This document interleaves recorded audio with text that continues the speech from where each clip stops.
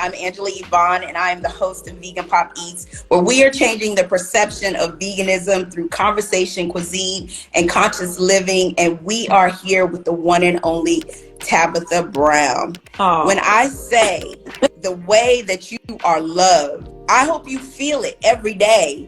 I know you feel it in your actual household, but I hope that you know that you are, hey, I know that you're just the representation that we know that we deserve, but you are showing up authentically yourself. And I just think that that's the dopest thing.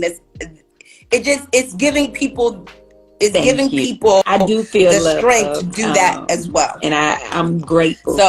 So thank you for that. Hey, y'all. So the first question that I have for you is, how does it feel to know that you are a true testament of what dreams mean? Because a lot of people stop dreaming when they get to a certain space, and a lot of people don't have the support system to dream. But your story is God told you that this was going to happen. I feel confirmed, right? I just feel confirmation every day. Many years of feeling stuck, many years of working different jobs while pursuing acting and auditioning and going to classes and workshops and not knowing where that was going to take me, but still just having this dream inside and believing and being consistent, even when I wanted to give up, not quitting, even when I was sick and thought I was going to die, but pull through. It's all confirmation, right? That despite what we're going through, despite where we are and what's happening or what's coming our way, if we just keep going through it all, we all can be a dream realized, right? We all can be that. So I'm grateful to be in that position to, I hope, inspire other people to never give up. I'm about to be 44, honey, and things really just popped off for me in the last couple of years, and so I've been working towards being an entertainer, being an actress since I was 19 years old professionally, over 20 plus years to get here. And so I always tell people, honey, it don't matter what right now look like. I was working in a call center. Okay. I was working for UPS. I was working at, Winn-Dixie. I was working at Taco Bell. I worked at APAC. I worked at, the contract manufacturing, nursing homes. I've done it. Macy's, Uber. But look at me now, right? So doesn't matter, those in-between moments, that is what builds your character. And it's also what gives you substance in your life, right? It also helps you in the future, whether you know it or not, because a job I used to work contract manufacturing job. I did all international shipping. I did that when I also worked at UPS. I worked in very closely with people who were in the marketing for skincare and development. Honey, I use all of those things now for my Donna's Recipe business, right? So it's like, although I felt stuck in them jobs, them jobs help me now. And I'd be like, how do I know this stuff? Oh, that's right, because that job that I hated, that I worked for 5 years, gave me the tools that I need now to be successful in my own business. So we don't know sometimes why God places us in certain arenas, honey, but he always got a reason. And what I enjoy about your story is that, I always have these different conversations with different people because no one ever says how they made it through.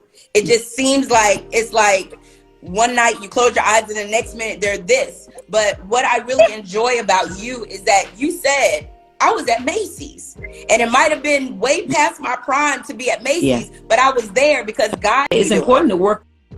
And it matter, but it can be hard because especially when, and people talk about comparisons and things of that, but I always talk about observations. When you are seeing people who are seemingly getting it, they had the hookup, they had the network, they had all of these different things. How are you able to mentally still be like, okay, even though I'm here with Lisa getting on my nerves about these jeans. For me, I would see other people get I'm going to be somewhere. I would be cheering. I'd be like, oh, they doing it. Oh my God, I'm so happy for them. I mean, I'm still like that. Yes. I wish Choice was here, honey. My daughter tell you, she said, don't nobody love to see people win more than my mama. you know, I remember back in the day with, you know, American Idol, like I just cheer for people. I am so happy for people. I love to see people win. I love to see people like their dreams come true. And because to me, that just means mine can too. So even though I would see other people while I'm working at Macy's or while I'm at this nursing home or wherever, it just gave me more motivation. It was inspiring to me. I would just be like, oh, my day gonna come. Because they winning too. Like, honestly, used to think everybody thought that way. And I learned later in life, no, everybody just feel that way. But that's how I feel, right? You know, when I used to do Very Good Mondays, which I'm about to bring back, every Monday I bless small businesses because it made me so happy to like help people. Like I don't know any other way but to cheer for others and believe what God has put inside of me. I honestly live by what God has for me is for me. So it doesn't matter what somebody else is doing. That ain't my business. My only thing is to cheer for them and be like, very good. But what God got for me gonna look different than that, right? I'll compare, because if I compare, I'm telling God he ain't doing a good enough job, right? I don't need to compare, honey, because I'm like, ooh, I can't wait to see what you're gonna do for me, Lord. Like, you know, this is amazing. So that's how. Not to say I didn't have bad days of saying, God, when is it gonna happen? Lord, I'm tired, right? I definitely had those days because I'm human. But after I got out of that little bump that I might have been in, I would refocus on I know something gonna happen because I can feel it. I can feel it, you know? So that's how, honey, that's how I would make it through. And then sometimes it was, you know, especially during my sick time, I thought God had forgotten about me. And that's a real thing too. Yeah.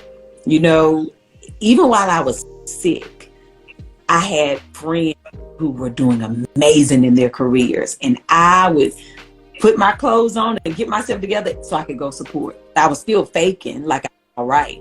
But inside I felt like I was dying, you know.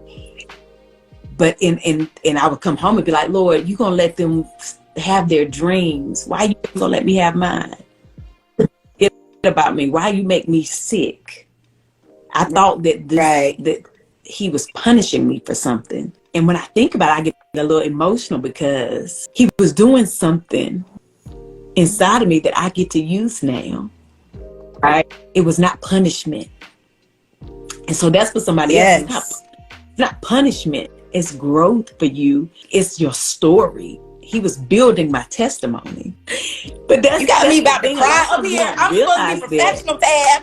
Everything we're going through is so that he can show the world his greatness, right?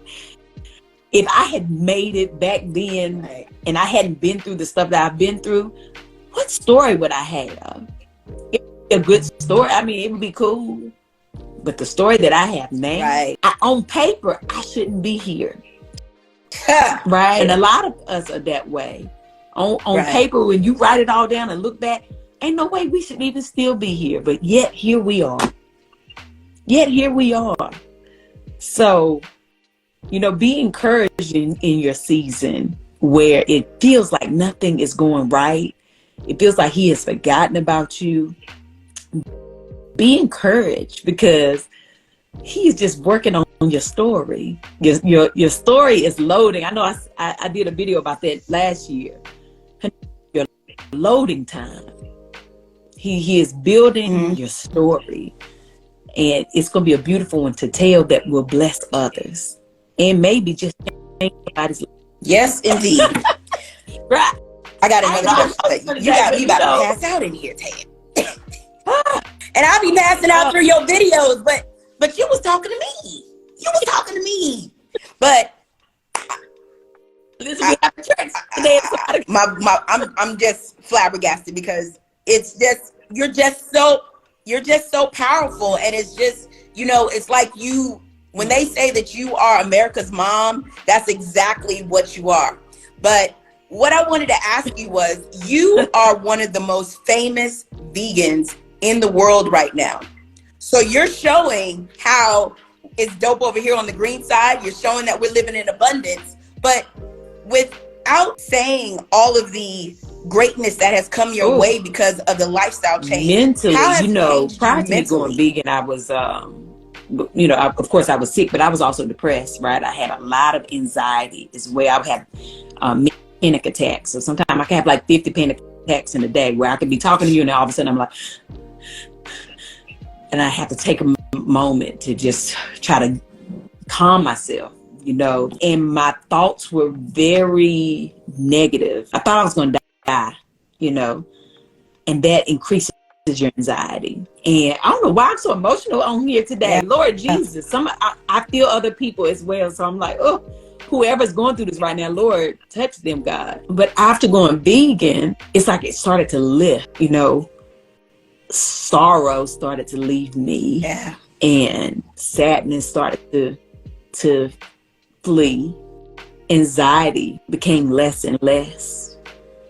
And I just started to have such a clear mind. I don't know if it's because now I'm only eating from the soil. I'm eating plants and fruit and vegetables. I just started to feel better. And I do remember that one time God in prayer, he said to me, he said, as cliche as it sounds, the saying is, we are what we eat, right? And I was eating, the majority of my diet was just chicken, fish, and turkey, but I would eat it every day.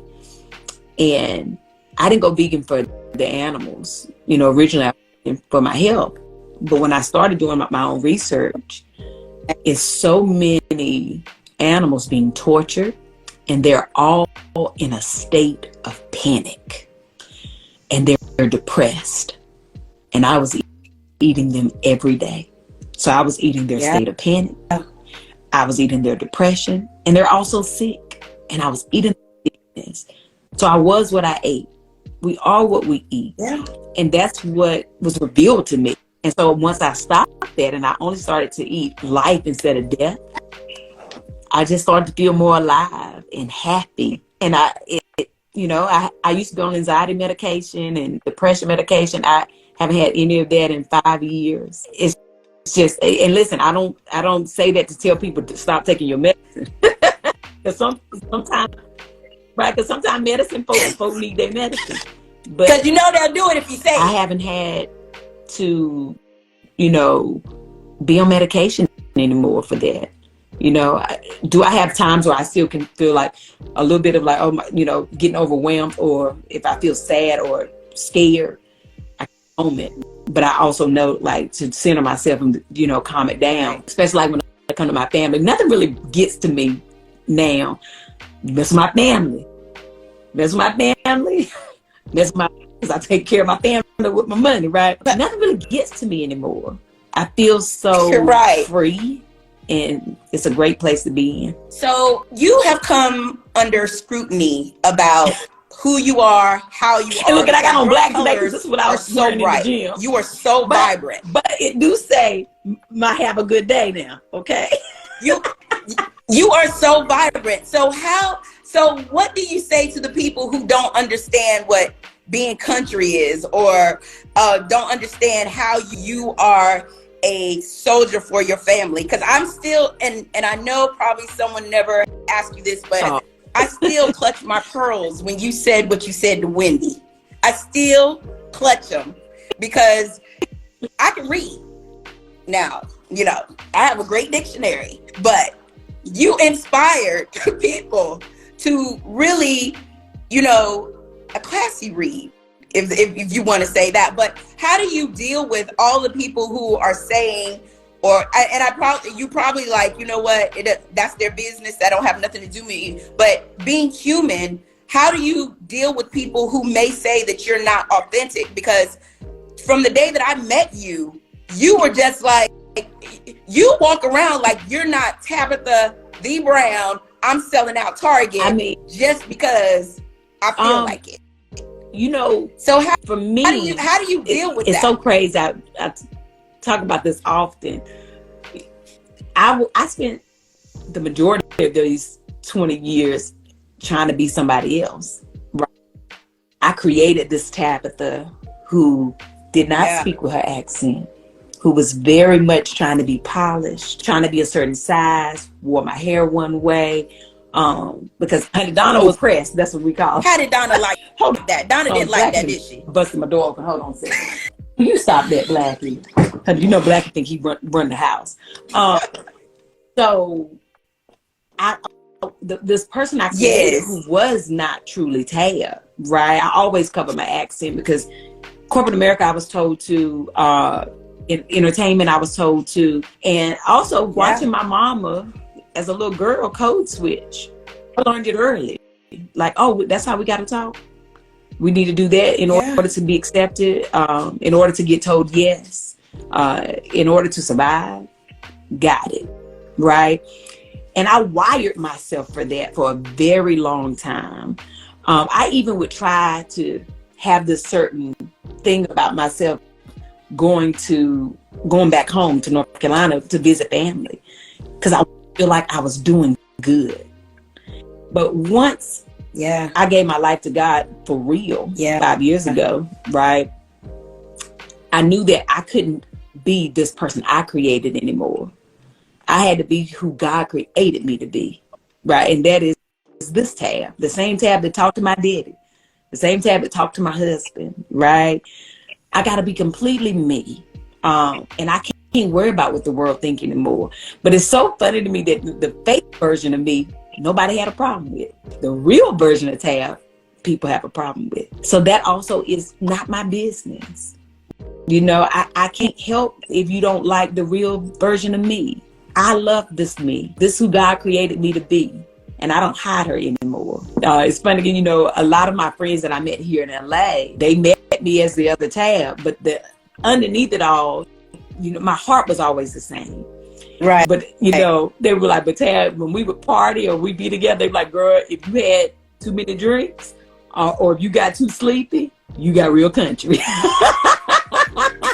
Because I couldn't maintain it, you know. And when you get tired, sometimes I would get tired. Right. It's exhausting to be somebody else. You know, it's exhausting. So, you know, when people don't like me because of this person I understand it's not personal. They also don't know me. I wish that the people who, because I got a lot of people who don't like me. Right. And listen, that's all right. I'm all right with it. I wish I could spend time with them though, because I do also understand that they must not be in a place of freedom. Yeah. And it bothers them. And I feel for people like that. You know, I would love to encounter them.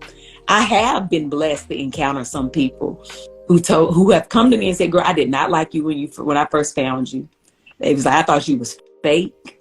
I thought it was a whole Aunt Mammy.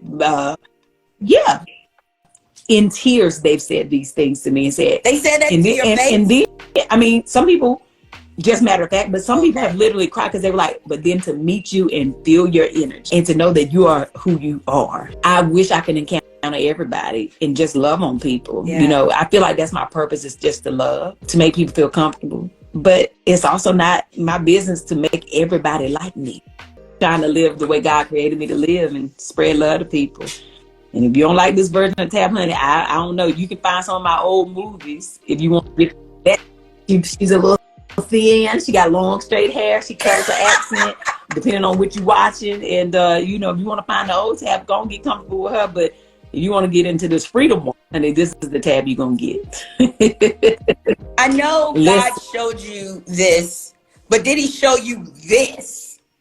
You know what I'm saying? Because when I say that people hear Tabitha Brown, they're just like, oh my God. Anything that you're dealing with, you just give the right, and you give them the right away to be okay.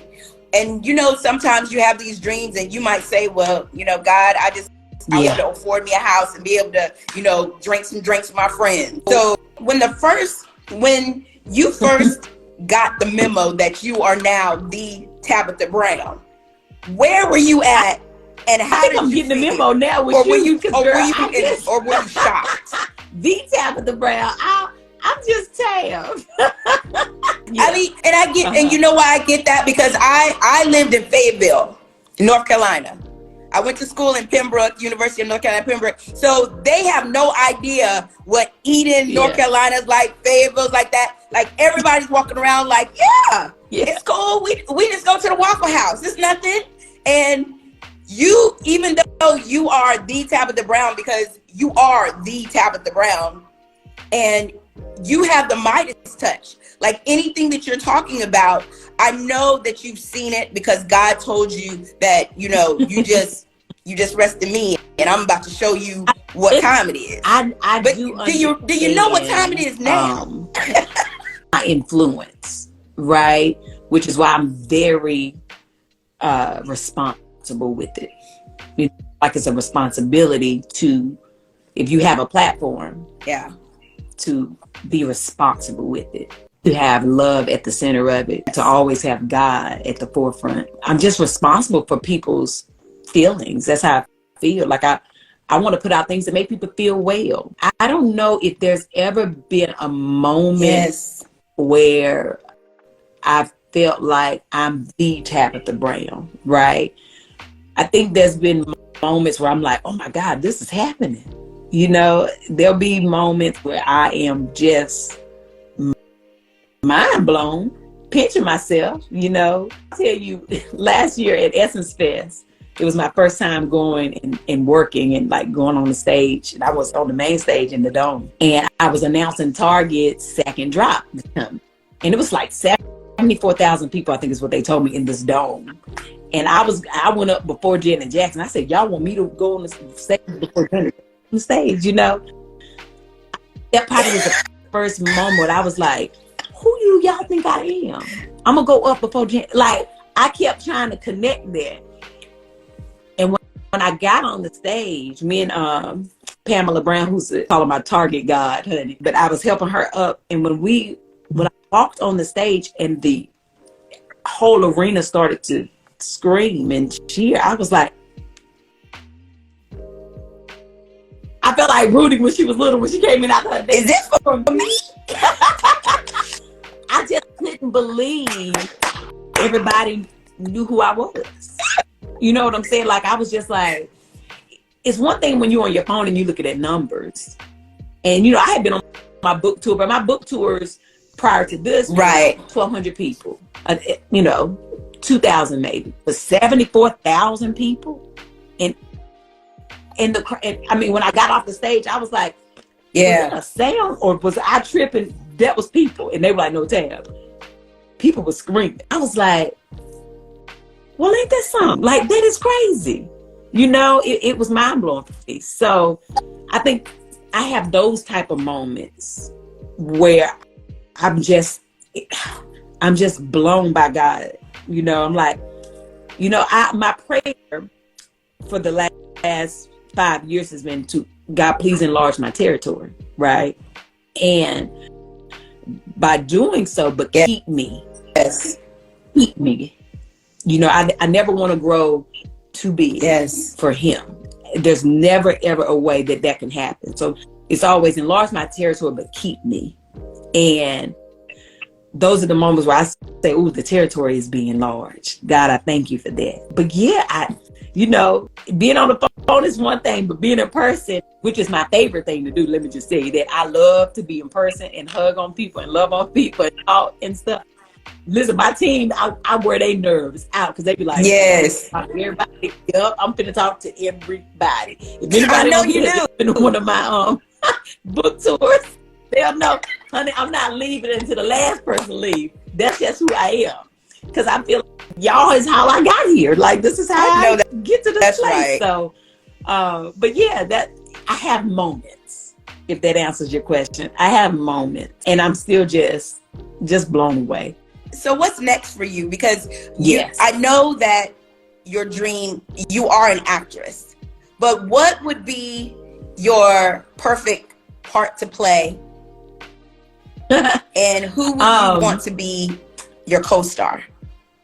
I would love or supporting actor. Play. Well, there's a couple of different things. You know, me and comedy is just like it's so easy. You know, but I do really love like dramatic roles. I have this movie idea. my mama was writing her life story when she passed away. And so I have all these notes and books, notebooks from her, and tape cassettes that she recorded of herself talking and telling her stories. I would love to play my mother. And I don't know who, the co-star, because there's a lot of them that I love. But listen, if I could just do anything with Loretta Devine or Felicia Rashad, honey, I'll be just as happy, baby. Okay. So very happy. That would be powerful. I love her. Because Loretta is nothing to play with at all. At all. So the last question, because I know you're super busy, and I would be sitting up here talking to you all night. You can hang up, and I'll be still talking. I know that you were the first one in your household to become vegan. What were some of the tips to get Chance, Choice, and Quest on board? Now, was Quest, because he was younger, you were just like, we did it together when I started. We all did it up in here. You're gonna eat this, right? And after day 30, Chance was like, okay, that's great. I'm gonna eat some chicken. Right? Okay. And I was like, that's your business. And I was on the journey by myself, so I had started to have to cook 2 separate type of meals. So then I got to do this too much, and let me try to make everything vegan. Then they can just have like their, whatever their meat is, their chicken or fish or whatever. And then it got to a place where I was like, let me try to just make all our favorite non-vegan things vegan. And I did. And they didn't really know the difference, and they was just eating. So I never tried to force my life on them. But if I'm cooking, what you going to eat? But what Wes will tell you, he's 10 now, about to be 11. What you gonna eat? And he'll tell you, he'll say, I've never been vegan. And he's right. I made my own decision for me. Choice did it for 3 years, and then Chance did it for 2 years later. But they both have went back to eating fish and chicken. Choice, she keeps going back and forth with, she want to be vegan again. And then, she goes back and forth. She still eats a lot of vegan.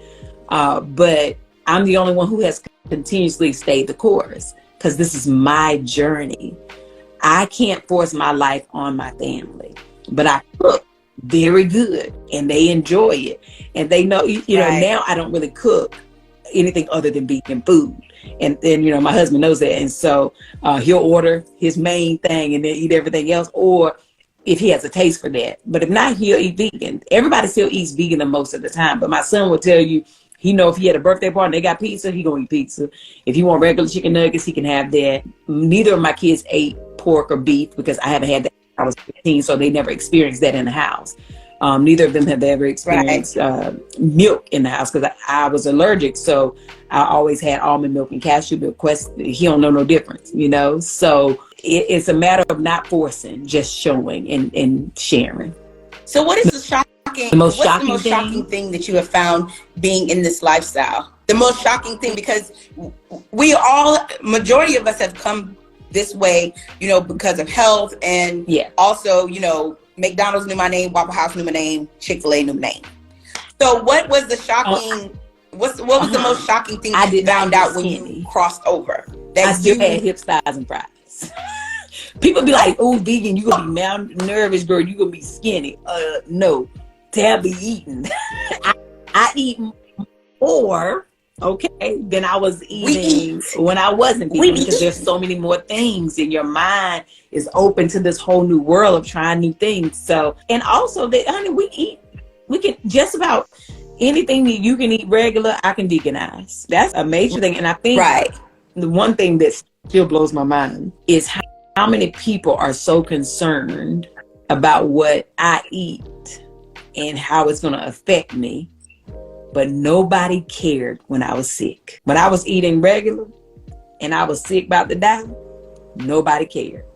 The moment I said I'm going vegan, everybody had something to say about it. Nobody asked me how much protein I ate when I wasn't vegan. The moment I went vegan, girl, you ain't get enough protein. And I always ask them, well, how much protein should I be getting? They can't even answer. They're just going by what they've heard. But it blows my mind. I be like, can't answer. Why you ain't call and check on me when I was out here, half dead, okay? When I was sick, You ain't care nothing about my protein then. You ain't care about my vitamins. You ain't care about none of that. But now, all these new doctors that I never knew went to med school. Okay, I met a bunch of new when I became. It was a secret school. It had to be, because people will, and what surprises me the most is that people will give you any kind of reason as into why they can't come over here. And you can give them scientific reasons. You can give them just because I woke up and I feel good. I'm not sick no more. I'm not on no medicine. They will talk to you all day about why they need to eat meat. And I always just say, well, if that's what you need to do, eat from the bone then. That's my thing. From the bone. Don't try to force my life on anybody. I just share. And so I always be like, no, I'm not telling you. I ain't talking bad to you about how you eat. Let me eat the way I'm not hurting nobody. Let me eat my food. You enjoy yours, and I'm gonna enjoy mine, right? And that's it. So it's the same with my husband. Now he know I do get on his nerves now. My husband, and I'll be like, now you already ate chicken one time. Did you eat anything fresh? You ate some vegetables and some fruit today? Right.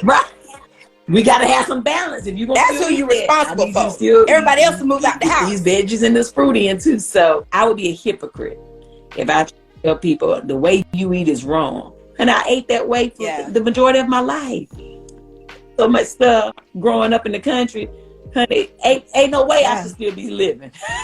I'm here eating squirrel and turtle and all kinds of stuff. Countries. They don't know. They don't know about that, Tab. They don't know about that. My granddad, they don't know was hunting food. And right. So I would never tell somebody the way you eat is disgusting. No, that's how you eat. That's your business. I'm not gonna do that. But this is how I eat, and we're just different, and that's all right. What have you learned about yourself in this journey that you're on right now? Like, because this is like, it's surreal, but it's something that's well deserved, and it's deserving because God told you. But what have you learned about yourself in this process? Just being Tab was always enough, girl.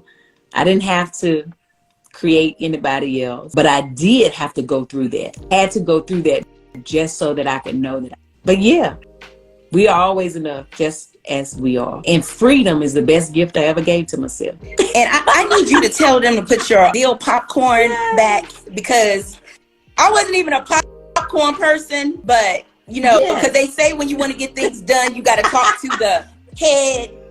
So I'm talking to you, and I just need for you to act like you, and you know what? You don't even have to tell anybody. You can just tell me which target to get to, because I have 3 around me. I have 3. Listen, I hope they listening. I'm gonna tell them what you said, though. Please tell them that you know me.